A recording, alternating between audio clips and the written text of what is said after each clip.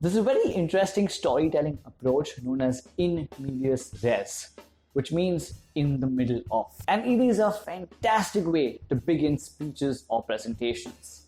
Movies use this very often, wherein they start the entire film by dropping us in the heat of the action. And when we do that, because the audience's attention is at its peak in the beginning of the particular presentation, we can use something like this to capture their attention from the get-go. Take this particular speech opening as an example.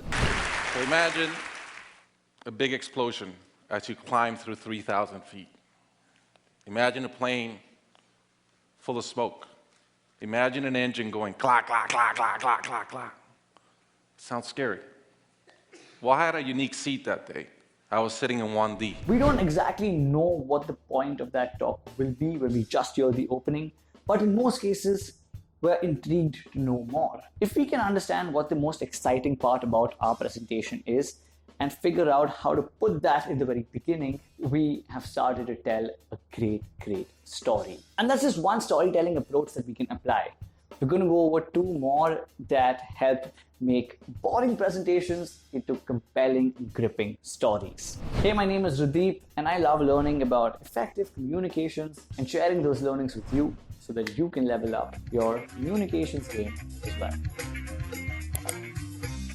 The next storytelling approach is something called nested loops. This means saying multiple anecdotes within one presentation, but not really concluding them properly, except for at the very end, where our main message or the main idea of our talk becomes the conclusion for all those particular anecdotes. There's an amazing TED talk by a lady called Chimananda Adichie, who's talking about the danger of a single story, essentially saying that if we only hear one side of a particular story, in this case she's talking about the African race, then we miss out on knowing the truth. And she demonstrates this huge problem by saying simple stories from her own life. And she brings out her message beautifully towards the end of the speech, which acts as a great climax to not just the presentation, but also the stories that she spoke about earlier in her talk. Her speech is linked in the description below.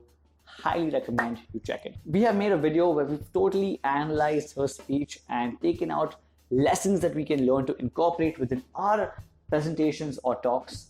Check it out, link in the description below. The next storytelling approach is the easiest one to use, but one of the most powerful, which is the monomyth. It means the hero's journey. If we were to break down our presentation, instead of just having information and add characters instead, wherein we have protagonist, aka the hero, we have a villain, which is stopping the protagonist from achieving a particular desire, and the obstacles and challenges that this person faces to get to their goal. It makes any presentation so much more consumable. It makes it so much more memorable and so much more engaging. For example, if we are giving a presentation on how to invest in the stock market, instead of just stating the actual technical steps one after the other, if we include a character, it could be ourselves, it could be somebody fictional, and talk about how they wanted to start investing in the market and the challenges that they faced, the things that stopped them, the things they did right, the things they did wrong.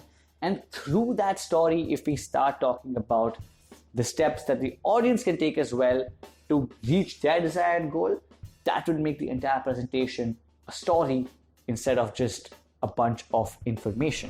And that's about it. 3 quick storytelling approaches that we can use to make our boring presentations into compelling stories. If you have any more questions on things like these, communications, storytelling, public speaking, we have an entire website with in-depth articles and resources dedicated just for that. So go check out franticallyspeaking.com. And if you still want to check out that analysis we did of Chimananda Adichie, it's a wonderful TED talk that she's given and a lot of lessons that we can pick out from there. I would highly recommend you check out this video right here.